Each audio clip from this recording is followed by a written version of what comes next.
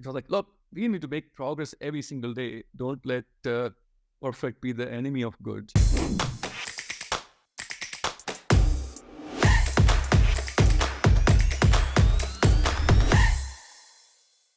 Because we are in a market that is very well established. And I know Steve Jobs that has come up with the iPhone that's going to revolutionize the world.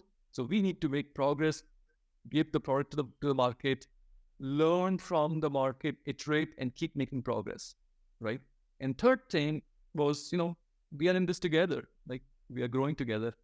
I as a CEO, I'm growing with. I haven't built a, billion-dollar company before. And if our aspirations are to build a billion-dollar company, then I'm going to have to grow, right? Some of the team members that we brought in, we have to give them the opportunity to grow, right? So we get those very, very simple. And those values, those cultural pillars have helped us weather the storms. Like last couple of quarters in our space have been extremely hard, right? The interest rates going up, layoffs, VC money drying up, licenses shrinking. We were able to grow last year. And when I look back, why? It's all about the team. And it's about our culture, North Stars of our culture. So I heard you say people, customer, and doing it together. Did I miss something in between? People, customer, together. Yeah, and we have this. You're taking accountability, right? Accountability. So I'm gonna throw out an acronym here because I'm a big acronym guy. You develop a pact. We developed a pact. That's right. So people, accountability, customer, doing it together. Doing together. That's right. So, interesting. Let's talk about everybody, of course, all the sales leaders and sales reps who are listening into this particular call.